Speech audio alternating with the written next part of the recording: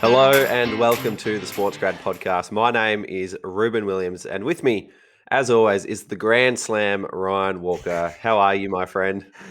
I'm going well, Rubes. I love the themed word there. Right on point for today's episode. So, Was that an intended pun you just pulled out?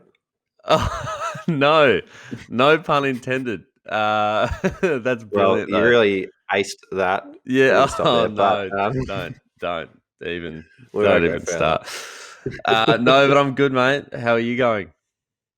Excellent. The US Open is back. We've got Sean Cary, the Managing Director of Competition Operations, on the pod today, which is extremely exciting. And another former Cricket Australia employee. So there's a bit of history between us there. We didn't cross over with him, but I remember hearing his name around the traps a fair bit. So it's awesome to kind of hear what he's up to now. But well, we might start by mentioning our good friends at Deakin University, my old stomping ground, Ryan, where, as I know full well, every single course is backed by industry experts. A lot of them are extremely great people. So anyone who wants to head there can be confident that you're going to get the job you want with a degree employers want. It certainly was the case with me, Ryan. I've loved my time at Deakin and at Cricket Australia, and even just dealing with Deakin since, it's been terrific. So if you want progressive real world learning, which we love, Ryan, then Deakin is the place to go. But for those of you who are listening for the first time, you're wondering, who are these two guys? If you want to learn more about us, we're on LinkedIn. You can find all about our background there. We started on the same day at Cricket Australia way back in 2017, but we'd love to connect with you on LinkedIn. Message us if you've got any questions about anything at all. But today's episode, Ryan, what stood out to you? The first one that stood out to me was, what goes into creating the US Open draw. I genuinely I kind of just assumed that a computer did it. But to hear all the work that goes on behind the scenes and all the different people that are involved, I won't go into depth, but it's crazy. So it was really cool to hear, what happens behind the scenes and what role Sean plays in that. It's just like you know the US Open is a massive thing, but you just don't hear about actually what happens to pull it all together. And so, in a similar vein, hearing about the 12-month planning cycle and how different sections of the year are devoted to different operations and executions was really interesting to understand. And also interesting to understand how the pandemic kind of completely threw that out the window and they had to come up with it again. Yeah, awesome. The last one, and we love this with any guest, but Sean spoke about the key skills that he looks for when recruiting grads. So, I mean, anyone who's listening, that's probably a key part around what they're keen to know. So, stay tuned for that. It was good to see, and he even spoke about a recent grad that he's hired and some of the stuff that she's done. So, that was awesome. Yeah, Brooke, if you're listening, you're about to get embarrassed, but well done on the incredible experience you've built up to get a mention on the pod. But without further ado, grab a pen and enjoy this chat with Sean Cary. Sean, welcome to the SportsGrad podcast. Thanks, guys. Thanks for having me. What a pleasure to be talking to two Aussies all the way back there from Orlando, Florida. Well done on what you're trying to achieve. I had a look through your website and saw a number of the things you are setting out to achieve. And I think if this resource was available when I was coming through the graduate path out of university and through cricket and what have you, then I might be in a different place today. But you're doing great things, and I'm sure there are plenty of people that really appreciate the work you're doing and the initiative you've shown. Thank you very much. That's very kind. And I'm not sure you'd want to change the place you're in today. You're over in sunny Florida, which sounds much better than cold, wet Melbourne in the middle of winter. So I wouldn't change a thing if I were you. But we wanted to kick off by talking about why you're in Orlando, Florida, and that's because you are part of the US Open. Now, we know a tournament like the US Open is a massive operation, and there's plenty of people who are involved in the on-court delivery of a tournament such as the US Open. Now, given your insight as to what goes on, can you share with us perhaps one role that helps the on-court services all go ahead that perhaps most people wouldn't be aware of even exists unless you're working at the tournament?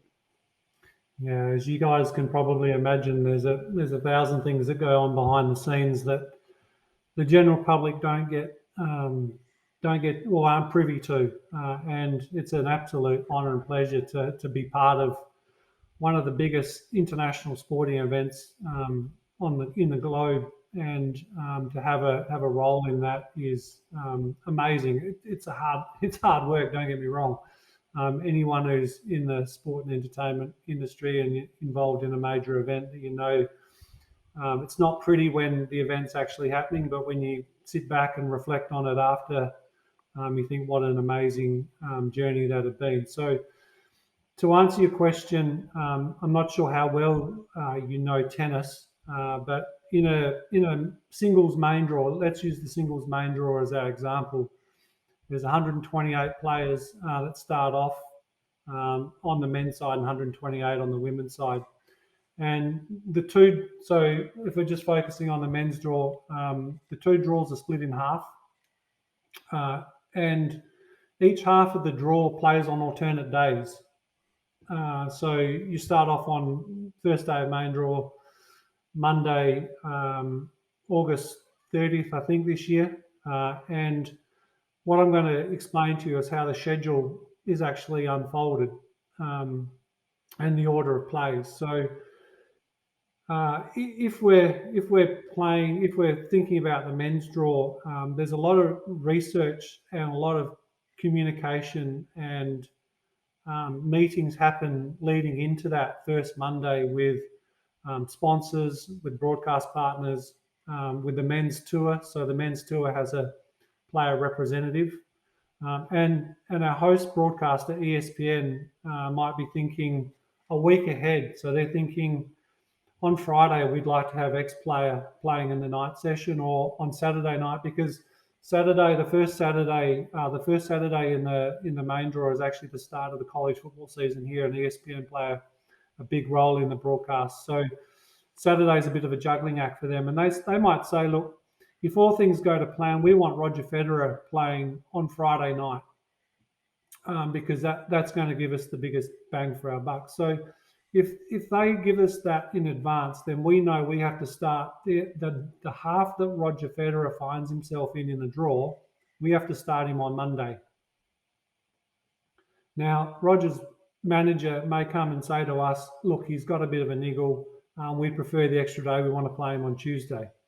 We want to start him on Tuesday. So then we're in a bit of a juggling act. And although I don't have an official role in defining the schedule, there are so many inputs, and the tournament referee, the tournament director, the player representative, the broadcaster, they all want their piece. And then the other side of it is we have our host broadcaster and ESPN, but then we have international broadcasters as well. So let's say we play Monday and we get half of the draw knocked out, and there's 64 players, and then the next time they're going to play is round 2, and that's going to be on Wednesday. We know from all the winners from Monday night, the research starts happening and the conversations start happening on Tuesday with the international broadcast players and saying, look, these are the European players that are left in the draw. When's prime time for you guys? When would you like to see them on the court? Which courts would you like to see them?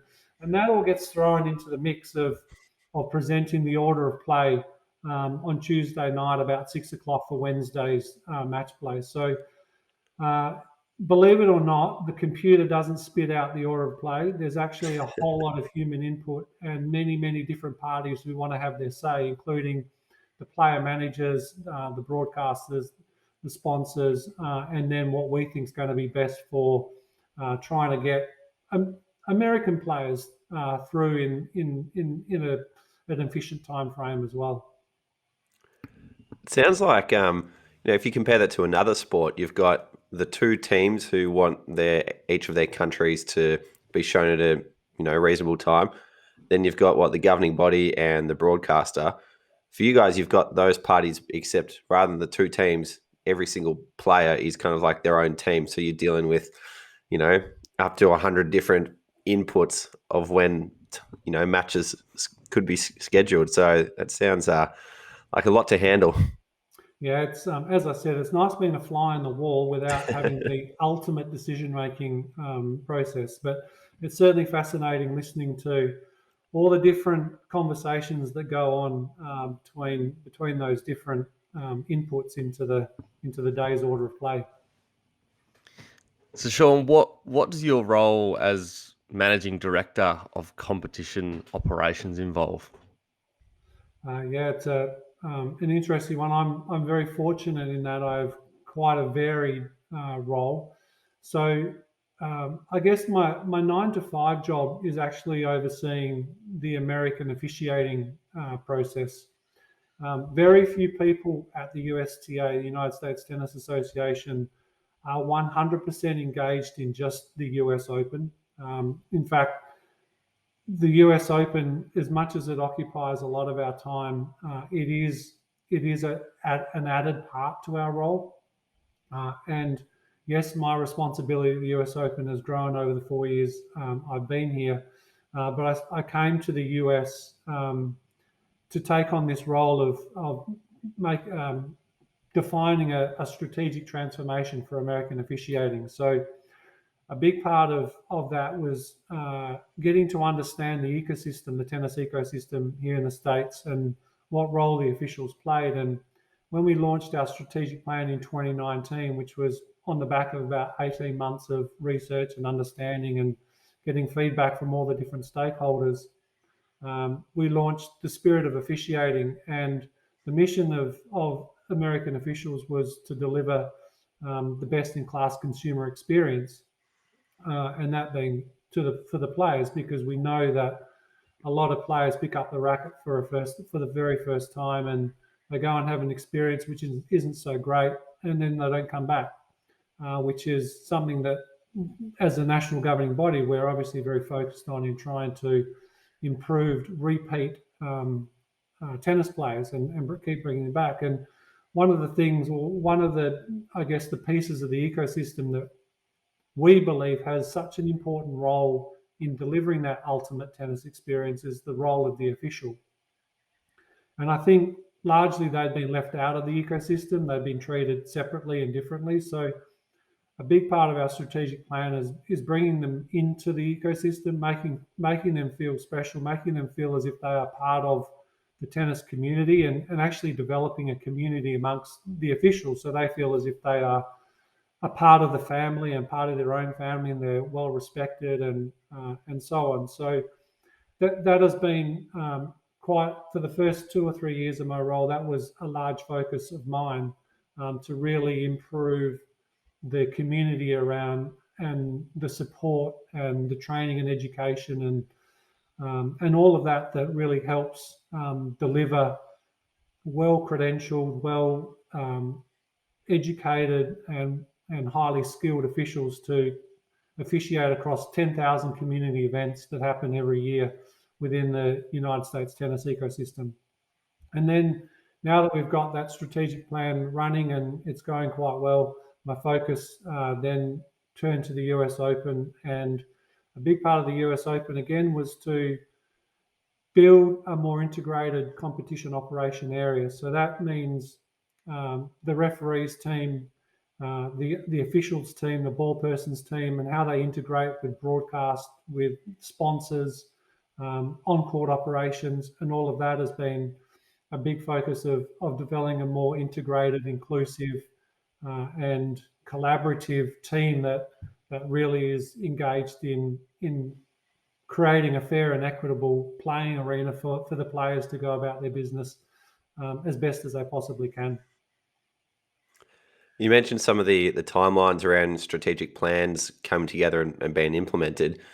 I'm wondering if you could give us a bit of an insight into the planning cycle for the US Open, because you've got a 2-week tournament that requires 12 months of planning and execution to roll out. How does the planning cycle for those 12 months leading into the 2 weeks usually work? Firstly, I'm going to correct you and say it's a 3-week tournament. 3-week, my mistake. Because we have the qualifying tournament, which is the week leading into the main draw, and pre-pandemic, that week was what we called Fan Week, and it was free admission for anyone that wanted to come and watch the best tennis outside of a Grand Slam. So these players are ranked anywhere from 105 to 200. So they're the top elite athletes playing tennis. So we wanted to really kind of welcome anyone who wanted to come and watch high-level tennis without having to pay for a ticket into the main draw. So, but then the pandemic hit, and all of our planning kind of got thrown into a massive spiral.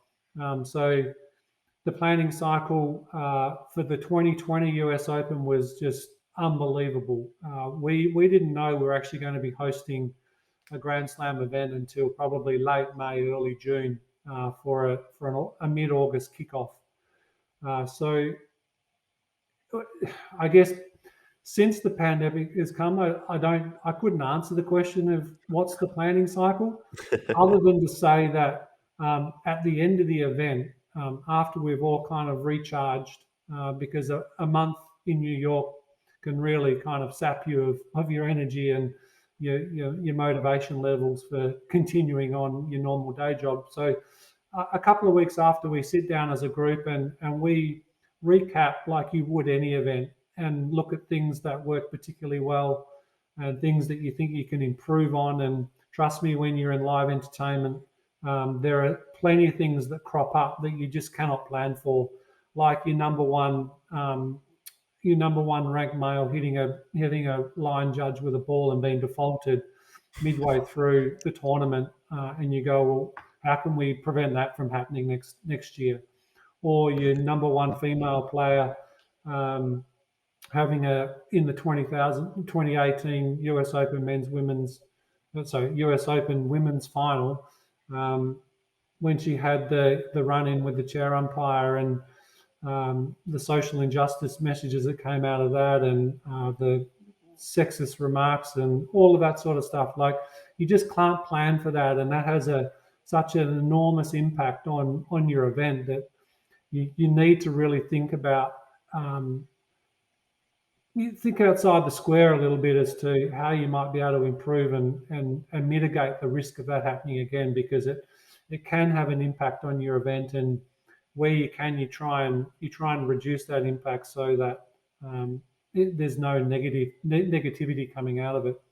But normally, yeah, there's a recap 2 to 4 weeks after the event, and then when we start planning new initiatives, and the US Open really prides itself on being an innovative Grand Slam. There are a number of new initiatives that have started in tennis that have commenced at the US Open that we're really proud of. So we start thinking about how we can improve the technology, how we can improve the fan experience, how we can improve the player experience. And we start working with the respective teams, and the two tours, the WTA and the ATP, have a significant part to play in that, as does the ITF and the Grand Slam board. So there are a number of players that are engaged in the planning and the hosting of a Grand Slam, and we need to be collaborative and communicative and inclusive with all those groups to ensure that we're all on the same page by the time the first ball is played on that Monday of the main draw. You mentioned pre-pandemic and post-pandemic. What are some of the new considerations you've had to work through due to the pandemic? I know in Australia we used, computer line judging as one thing to reduce, people on the court. But I was just wondering, are there any other things that you've had to consider now that we're in a pandemic world? Yeah, so Tennis Australia actually followed the US Open with the automated line calling and the ELC Live product, where, we were forced to look at that new technology. We probably tracked its evolution into the Grand Slam space by about 3 to 5 years. And for me, who is responsible, and for my team who's responsible for overseeing the tennis officiating pathway for the country, it was a really tough decision that we had to make because you're taking away the jewel in the crown for a lot of grassroots tennis officials who come to the US Open, and they see that those 3 weeks as the pinnacle of their career and the pinnacle of their profession. So to have to make the decision, which was based on the mitigation of risk and the mitigating the spread of COVID and reducing the number of people on site, we had to look at that technology seriously, and because we knew that was going to have a massive bearing on us being able to host an international event in a country that was at the peak, the epicenter at that time of the pandemic, in being able to convince the government authorities and so on that we were going to be able to host a safe event. So again, the US Open was proud to be the innovators and be the ones that launched that technology at that level of tennis for the very first time. And we're pleased that other events have followed suit, and we're continuing to improve and grow the technology with our partners, and we'll use it again in 2021 this year. But in terms of other things, like we have another part of my role is overseeing the scoring systems, which really everything around the US Open focuses on the scoring system that the chair umpire has control of. From there, a lot of the data is analysed, and we used to have everyone that did data analytics on site. And so we were able to talk to, again, the vendors who provide the service and say, look, we need to think about how we can remote a lot of these services and get people off-site and ensure that they can still perform their role without it impacting on the quality of their service. And being able to look at those things while the pandemic was happening has actually helped us, or made us realize that forever, whether it's a pandemic in place or not, we can have these services being operated off-site, which then allows us to, when fans do come back and corporates do come back and we can have hospitality, we can use those spaces that can potentially generate more revenue for us, and that revenue then gets fed back into the ecosystem for the promotion and development of the game. You mentioned finding ways to generate new revenue. I was just wondering, how much extra cost do these, like for example, the new scoring system, or the new way to track the ball? How much does that cost to the US Open? Well, you'll actually be surprised that the automated line calling reduced our costs by about $500,000. So when and I'll explain how. So with line umpires at the US Open, we have 400 officials on site. Wow. We put them in a hotel, we feed them, we transport them, we pay them a fee. So with the technology, that reduces our officiating count down to 130 people. So we've saved 270 people, and over 3 weeks, that's a lot of hotel rooms in Manhattan, which aren't cheap, as you can possibly imagine. So, but with that, we also have to create new roles, and there are costs that go elsewhere to put on the technology. But overall, it actually saved my budget $500,000. And that goes with, I guess, because you're hosting an event like that in New York, the actual on costs of hosting it in New York aren't inexpensive.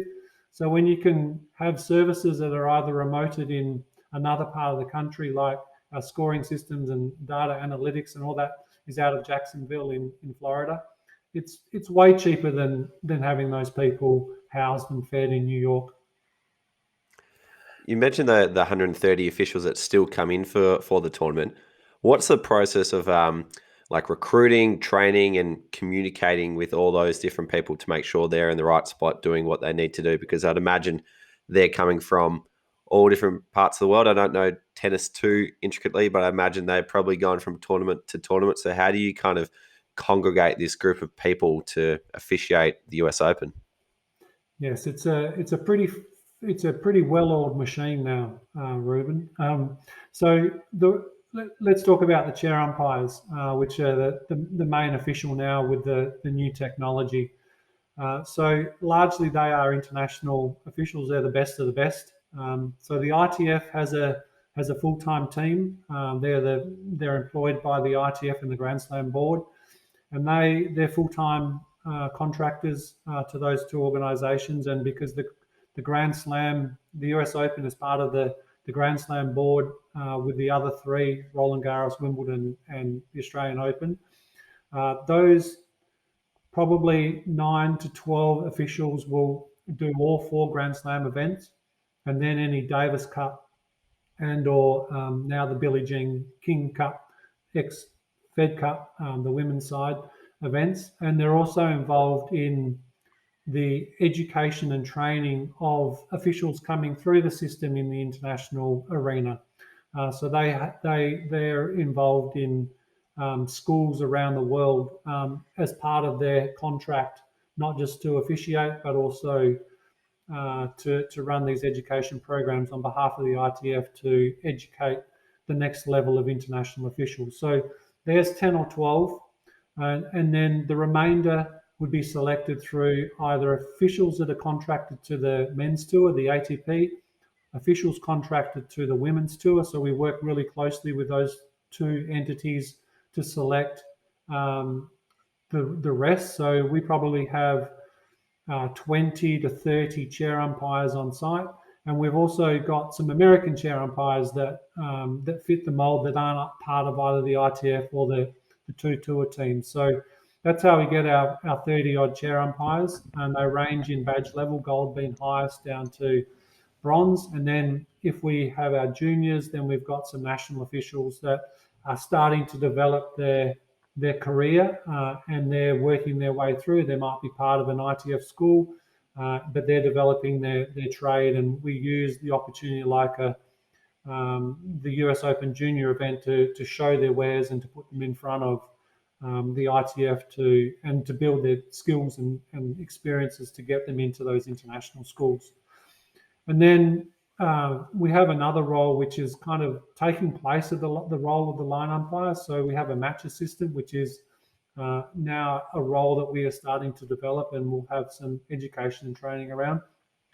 Because we don't have line umpires on the court, people, when a player needs to have a change of attire or to go to a toilet break, they need to be assisted and escorted. And these people are on court being, I guess, the eyes and ears for the chair umpire at court level, and helping the players do what they have to do that the chair umpire can't, because they're sitting up in the chair controlling the match. Geez, it's quite the process. I've always wondered, how do I become an umpire or a line umpire? It'd be quite cool. Sean, communication's clearly probably very important, if not the most important part for officials to deliver the best in class for consumer experience. How do you go about creating a communication strategy? Yeah, so you're right. We have probably 2,500, 3,000 officials spread far and wide across the country, and 95% of our officiating occurs at the community level, between junior, adult competition, wheelchair competition, and just the top 4 or 5% make it to the international or professional arena. So our guiding principles around a communication strategy is that the more informed our officials are, the better they will be at being able to do their job effectively, and the better they will be at being able to deliver that best-in-class consumer experience. So we know that communication really helps to build the trust with our officials, and we've worked really hard to build the trust over the last few years, especially since we've started to evolve this new culture and within our strategic plan. But in any communication plan, it's no different.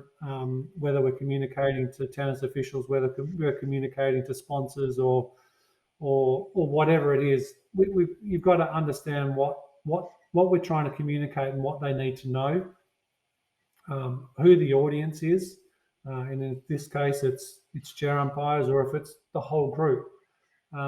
So we try and work out who needs to know it, and then from there, we'll probably be better informed as to what the best delivery method is, whether it's direct communication, whether it's social media, whether it's email, whether it's snail mail. And we have officials ranging in age anywhere from 14 or 15 right through to 80 or 85. So not everyone in that more experienced age bracket have access to computers. So we've got to think about that. And if we need to communicate to them that they've got to get their vision form in before the recertification period starts, because that's that's a requirement of recertification, then we've got to make sure they understand and how they can get that in so that they can officiate again next year.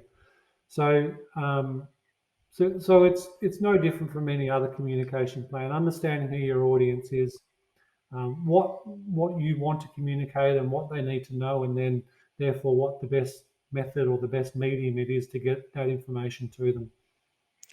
And are the messages that you're sharing with your umpires around the country, are they ad hoc messages, or do you understand every single message that you need to send before the start of the season and plan out at what points they go out? Yeah, so we do have a pretty regimented cycle, and it all revolves around the recertification period, which happens post US Open around the end of September, start of October. And there are certain requirements every year that officials need to meet to be able to be recertified.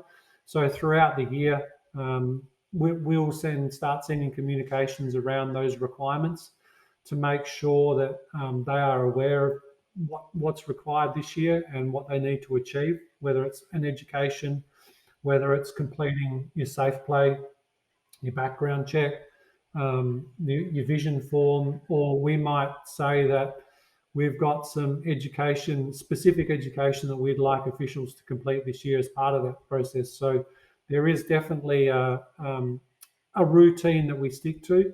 And then we have celebrations as well, and we have quarterly newsletters that go out that kind of lighten up the mood a little bit, and it's part of that building the community and building the trust and making them feel as if they are part of the tennis ecosystem and not this group of people who are left out on their side. That's it. Happy umpires makes a happy tennis, I'd imagine. Happy umpires certainly make happy parents, which then help players perform well on the court. Excellent. Coming back to you, probably more specifically, for graduates who are listening to this right now and are thinking about the direction that they want to take their career, what sort of person do you think would suit your job right now? I'm wondering if you could talk to perhaps some of the the skills or interests that might suit what you do now. Yeah, it's a good one. I mean, it's hard to try and put my shoes on or put the graduate shoes on and think about how I got here and what were some of the things that helped me get here, and I guess what I've learned since I've been here, that I think if I'd had that understanding back when I was a graduate, how quickly I might have been able to progress, or what opportunities may have presented themselves. And I think for me to be able to do my job, I need to be quite agile, quite nimble, but also because in sport anything can happen at any time, and you need to have the trust of your team and the people that you work with, so that you can go to them at a moment's notice and say, this is what's happened, and this is what we need to achieve. How are we going to do it? And not think that you're the only one that has to solve the problem. You are a part of the team, and your role as a leader is really to try and motivate, inspire, and energize your group to be able to help the global we achieve success. And so having skills that you're able to listen and communicate and understand, and I guess have an inquisitive and curious mind, so that you're continually learning and you're continually staying in touch with the trends and being contemporary in your role are really important. So communication skills, interpersonal, written, verbal, they're so important when you're trying to build relationships and build trust and being able to motivate and energize your teams around you, so that collectively we achieve success and we have fun and we can look back and say, wow, what a great job we all did. Nice. So a few grads listening to that and just taking down notes. So that's great. Sean, finally, can you recall a recent graduate that you've hired and what was the most outstanding experience they mentioned in their interview? Yeah, I've got one on my team right now, and she's been with us since graduation, and she's been unbelievable. And we're so, I think I fluked that hire because she's been really great. And it wasn't one skill, and I think when you're a graduate going into sport, unless you're in a specialized field, like for example, you might do finance and you might want to get into the commercial side or the financial side of running a sports organization, or you're in data analytics or something like that. Generally, roles within sport are quite varied and quite broad. And certainly my path has shown that there's not one particular skill that's led me down the path or down the career that I've had. So I think for graduates, as you're going through college or university, and this is what Brooke was able to achieve. I don't want to give her name up, but I just did. She'll probably listen to this and get a little embarrassed. But so Brooke had reached out and done a fair amount of internships throughout her college pathway.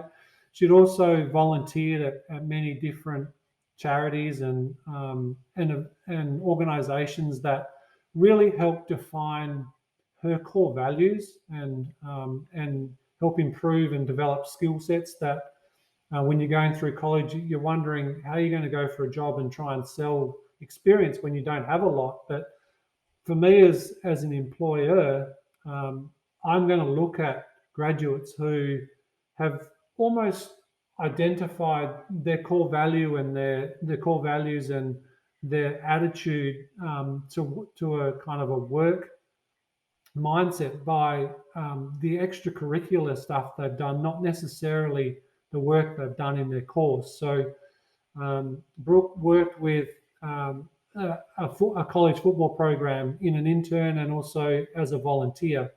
And for all those people that understand the college football system in the US, they're massive corporate entities. And if you're in a Division One corporate football in a Division One football setup, you're deriving revenue basically for your whole athletic department. So they're running big enterprises, and if you can get skills and experiences in an AFL team or a state league football team or netball or whatever it is, that's going to help you build knowledge and skill in your kind of chosen path within your graduate program, then that's going to speak volumes when an employer interviews you for a potential role. So look for extracurricular activity that's going to support your career, your degree, and broaden your horizons. Go and look at charities that might help develop your core values and your attitudes and things like that, because that's going to hold you in really good stead when you're sitting in front of a recruiter or a potential employer. Awesome. Well, Sean, we'll leave it there. But thank you so much for joining the SportsGrad podcast. I'm sure all of our listeners really appreciate everything you've gone through today and like just hearing about the depth of work that needs to go into just figure out who's going to play who at the US Open was quite astonishing. And also just all the behind the scenes stuff that you've mentioned today has been absolutely awesome to listen to. So thanks so much for your time, and we'll see you next time. There we have it, Ryan. Sean Cary, Managing Director of Competition Operations from the US Open. What did you make of that?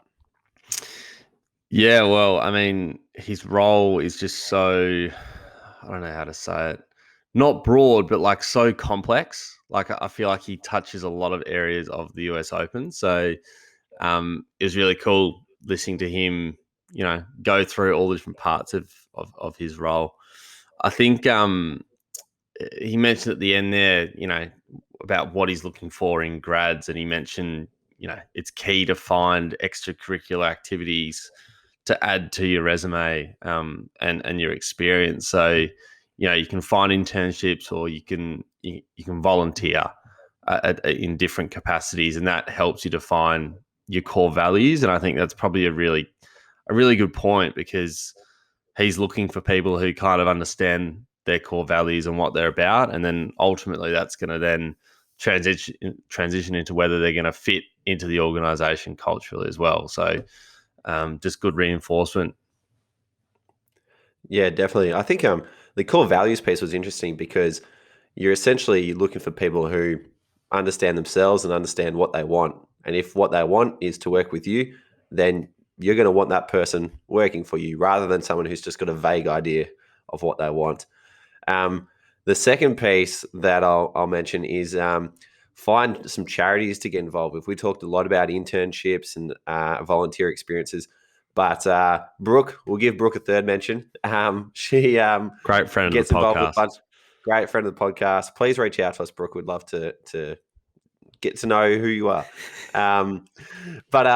Yeah, Sean mentioned some of the charities that Brooke's involved with, which really stood out to him. And that's an area that we probably haven't spoken too much about, but they give you the same opportunities to show initiative, to run events, to create examples of work experience for yourself that you don't have to apply for, that you can just walk into and start doing stuff immediately. And then that's things that you can use on your resume to then present to people like Sean and say, hey, I can do this for the US Open. Yeah, absolutely. And the last one that I sort of got from that is, when you're meeting people for the first time and, you're networking, you're grabbing a coffee with someone, ask some really in-depth questions about their role and identify what they do behind the scenes. Because originally when I saw Sean's role, which was Managing Director of Competition Operations, I didn't immediately think that he was so involved with the umpires and officials. So I think, if to really understand what someone does, ask about each of those intricate details, because you're not just going to know what someone does from their title. Fantastic. Well, that's all from us today. Thank you very much for listening. If you want to connect with us on LinkedIn, you can find us on there. Ping us any extra questions that you might have, and we will see you next time.